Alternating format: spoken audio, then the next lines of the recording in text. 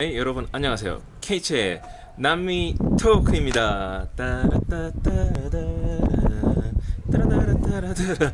네, 이게 뭐 아무것도 없어서 죄송하지만 예, 이 열악한 상황에서 제가 오늘 이제 하루 여행을 항상 저는 되게 급박하게 바쁘게 매일매일 사진을 찍으면서 해왔는데 오늘은 약간 이제 쉬는 날로 하기로 했어요. 그래서 이제 쉬는 겸에 해서 뭔가 이런 좀 영상으로 이번 제가 이 남미 여정에서 여러 가지 느낀 점들이나 에피소드들에 대해서 이야기를 하는 시간을 가져보면 좋겠다, 그런 생각이 들어서 한번 이렇게 녹화를 해보기로 했습니다.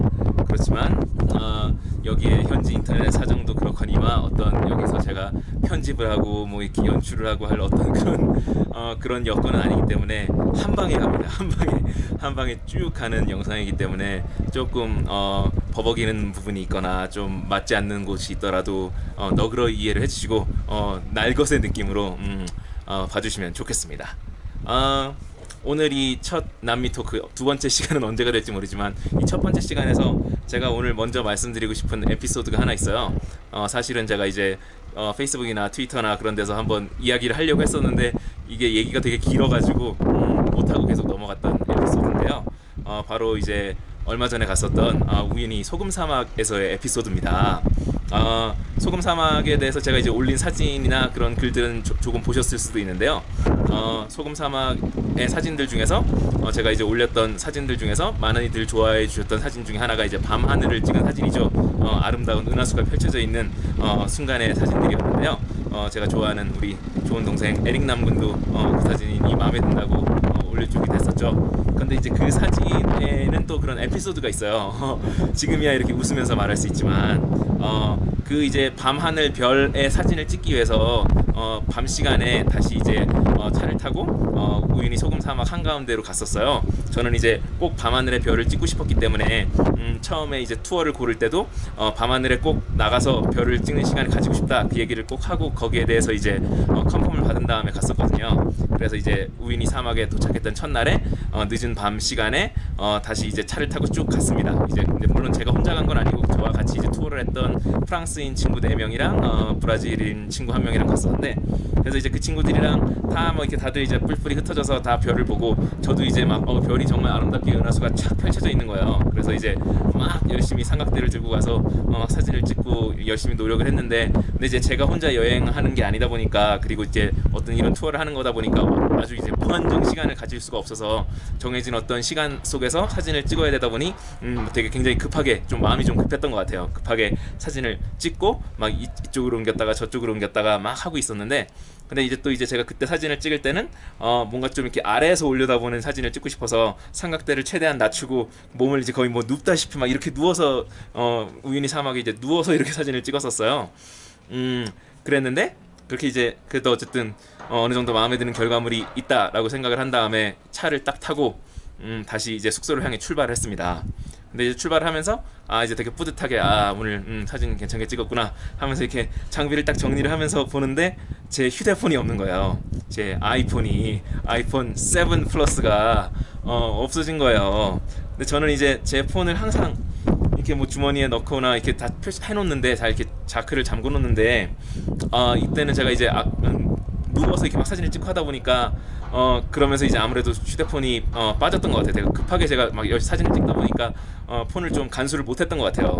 그래서 이게 분명히 주머니에서 떨어져서 자리에 떨어진 게, 그 사막에 딱 떨어진 게 분명하다라는 이제 확신이 딱 온 거예요. 그래서 그 투어에 있는 그 투어 가이드와 이제 친구들에게 그 얘기를 하고 돌아가야 된다 다시 얘기를 했죠. 근데 이제 가이드가, 이제 운전기사가 난색을 표하는 거예요. 그 정확한 위치를 알 수가 없다는 거죠. 근데 사실 맞는 말이에요. 왜냐하면 끝없이 흰색이 펼쳐져 있는데 거기는 어떠한 랜드마크가 없으니까 어느 뭐 어떤 징표가 될 만한 그걸 알 수가 없는 거예요. 그래서 이미 근데 우리는 한 10여 분 정도를 떠나왔기 때문에 그 정확한 위치를 찾을 수가 없다. 그래도 저는 이제 꼭 가봐야 된다, 꼭 찾아야 된다. 그래서 제가 난리를 쳐서 이제 다시 갔죠. 그래서 다시 이제 차를 돌아가면서 그 나머지 이제 프랑스인 친구들과 브라질 친구도 막 이렇게 밖에서 막 이제 조명을 켜고 막 이렇게 돌아보면서 이 휴대폰 어디 떨어졌나 하고 막 돌아봤어요. 그래서 한 여러 번 한 30분 정도 돌아봤던 것 같아요. 근데 돌아보니까 이게, 근데 제가 생각해도 이제 사막에서 진짜 바늘 찾는 것 같은 그런 일인 거예요. 너무 이거는 어려운 것 같은 거예요. 그래서 아, 안 된다, 포기를 하자라고 이제 그 친구들이 얘기를 하는데, 아, 저는 너무 이게, 이 폰을 잃을 수 없다는 강력한, 왜냐면 제가 여행을 하면서 뭐를 도둑질 당하거나 잃어버린 적이 한 번도 없었는데, 그 제 사진 중에 하나의 사진, 제가 이야기를 한 걸 보신 적이 있는지 모르겠는데, 유일하게 파키스탄에서 페샤와에서 제가 그때도 아이폰을, 그때는 이제 도둑 맞은 거죠. 도둑 맞은 적이 있었어요.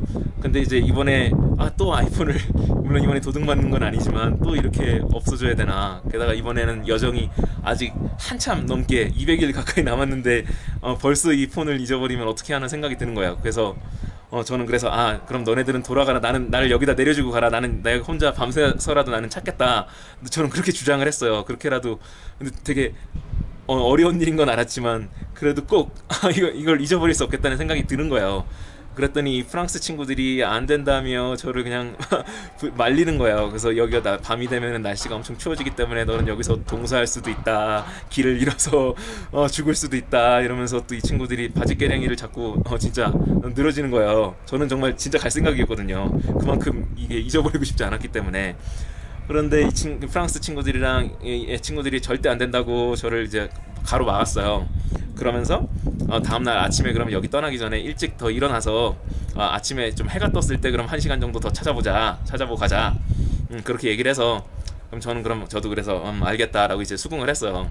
근데 수긍을 하고 딱 들어와서 숙소에서 이제 잠을 자는데도 아무리 생각해도 못 찾을 것 같은 거예요. 제가 생각해도 이 조그만 이 아이폰을, 이 검은색 아이폰, 그나마도 그거를 이 드넓은 흰색의 소용돌이 속에서 찾는다는 거는 제가 생각해도 어려운 것 같아서 거의 포기를 하고 있었죠. 거의 이제 절망 단계에 와 있었어요. 근데 그날 밤에 꿈을 꿨는데 그 폰을 찾는 꿈을 꿨어요.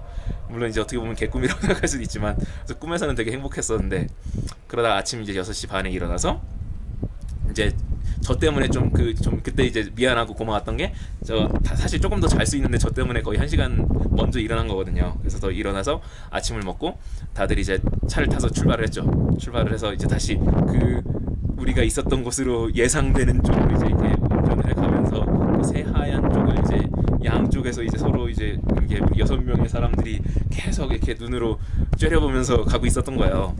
근데 한 30여 분 정도 갔을까? 그런데 이제 이거는 정말 물인가, 역시 안 되나, 거의 이제 포기를 하고 있었는데 그 순간에 딱 찾은 거예요. 그것도 되게 신기하게 차랑 되게 가까운 쪽이었어요. 차하고 한 10m도 안 되는 거리 정도를 우리가 딱 그때 지나갔던 거예요. 그래서 그 브라질 친구가 발견을 하고 저기 있다고 딱 얘기를 해줬어요. 그래서 그때 차에서 딱 내려서 그 아이폰을 이제 딱 꺼내 들었을 때, 그래서 저의 그 바탕화면이 탁 올라왔을 때 그 밤 추운 영하의 추위에서 밤을 견뎠는데도 배터리가 한 10% 남아있더라고요. 그래서 근데 되게 감동이었죠. 그래서 되게 기적적인 일이었어요. 그러니까 사실 어떻게 얘기하면 이거를, 이 소금 사막에서 아이폰 찾기라는 게 근데 그거를 굉장히 이뤄내서 되게 정말 기분이 좋았고, 그 운전기사나 그 함께 되게 노력해준 그 프랑스 친구들, 브라질 친구한테 굉장히 고마웠고, 참 지금 이렇게 웃으면서 말하지만 그때는 되게 암담했어요. 근데 딱 찾아냄으로써 저한테 하나의 에피소드가 돼준 것 같네요. 그리고 제가 담은 그 소금 사막의 밤하늘 사진도 더 의미를 가지게 된 것 같습니다. 그게 이제 제 지금까지의, 오늘로써 제가 이제 남미 여정 42일째인데요. 42일을 여정을 하면서 가장 드라마틱했던 에피소드가 아닌가 합니다. 네. 그리고 다음에 이제 한번 얘기해 볼 건, 제가 사실은 아직 이제 40일 정도밖에 여행을 안 했기 때문에 아직도 200일 가까운 여정이 남아있기 때문에 제가 지금 뭐 남미가 이렇다, 남미가 저렇다, 뭐 이렇게 단정적으로 얘기할 단계는 아니에요. 아직은 더 많은 것을 경험하고 보고 느껴야 하는데요. 일단 제가 40일 좀 넘게 이제 어쨌든 간에 이제 돌아다니면서 느낀 이제 초반의 어떤 감정들에 대해서 조금 정리를 해보자면, 일단은 저는 굉장히 안전하다는 생각을 했어요.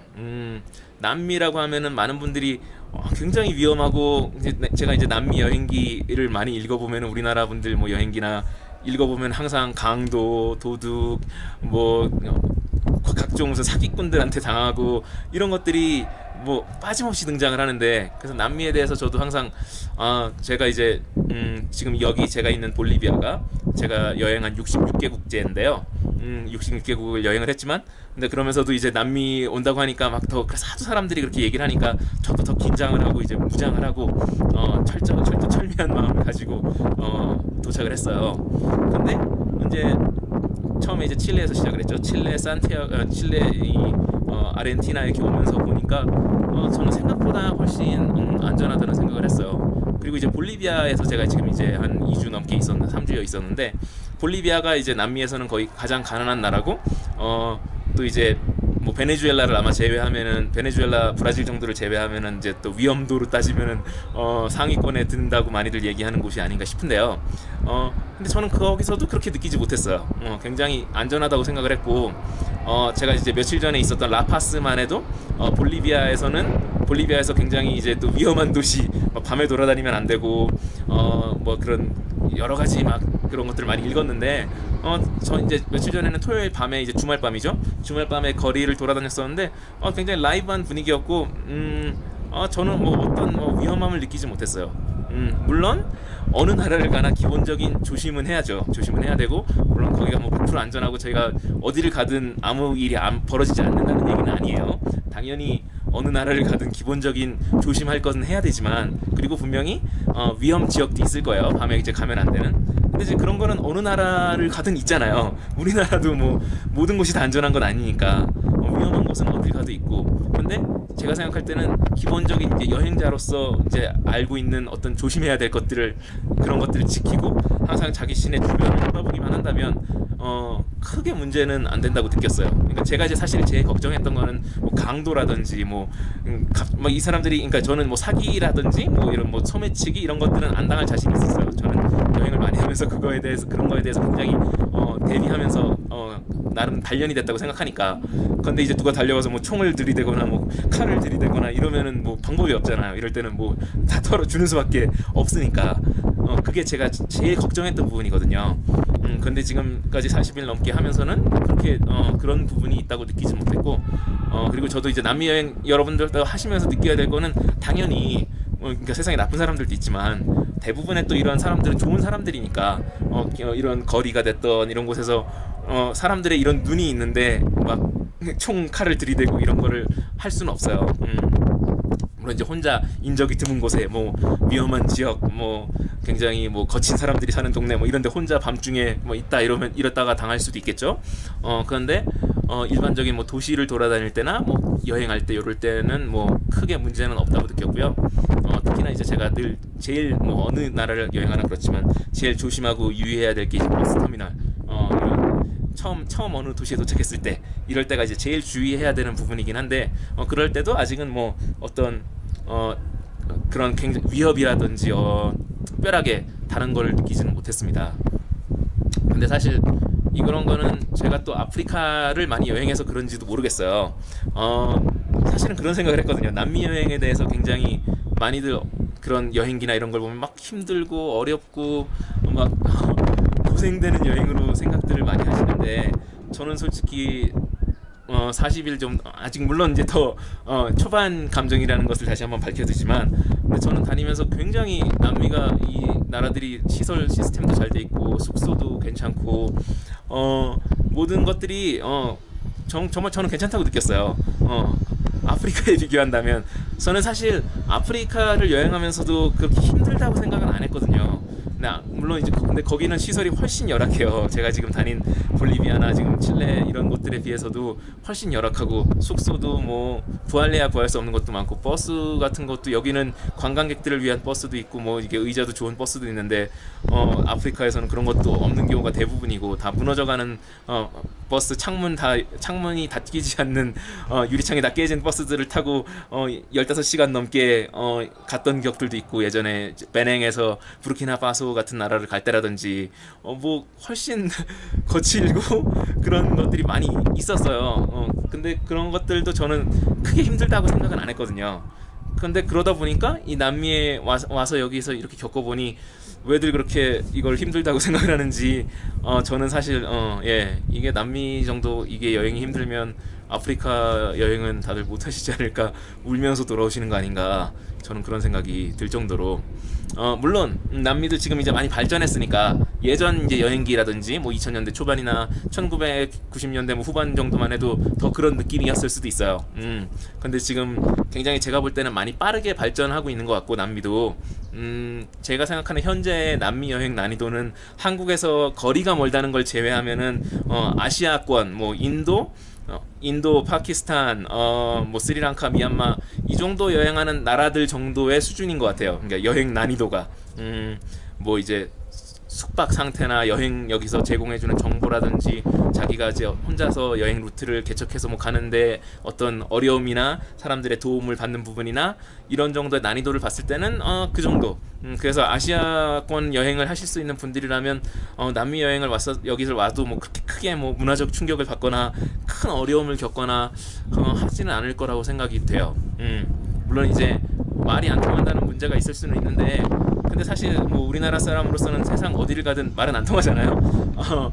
제가 이제 영어를 잘하지만 영어를 잘한다고 해서 뭐 꼭 도움이 되는 건 아니거든요. 특히나 뭐 여기 지금 이 남미 같은 경우만 해도 뭐 영어 하는 사람이 잘 없어요.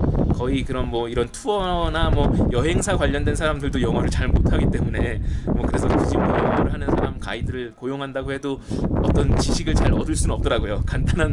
간단한 대화만 하는 정도지 이분들이 가끔 설명을 시도하지만 크게 이해되지는 않더라고요. 그렇기 때문에 뭐 언어는 사실 저는 항상 말은 안 통해도 마음으로 통하면 된다는 생각이기 때문에 어디를 여행하는 데 있어서 언어를 가지고 뭐 걱정할 필요는 없다 생각을 합니다. 언어 하니까 또 생각나는데, 이제 제가 스페인어를 제가 이제 어린 시절에 아시는 분은 아시겠지만 제가 이제 16살 때 온두라스라고 중남미에 있는 나라에서 1년 반을 살았어요. 근데 그때가 근데 제가 영어를 또 처음 배웠던 시기이기 때문에 저는 이제 영어를 배우느라 바빠서, 이제 저희 이제 누나 같은 경우는, 저희 친누나 같은 경우는 굉장히 똑똑하거든요. 저와 달리 정말 똑똑한 누나라서 영어와 스페인어를 동시에 배웠는데, 그래서 지금도 저보다도 물론 당연히 언어 실력이 뛰어난데요.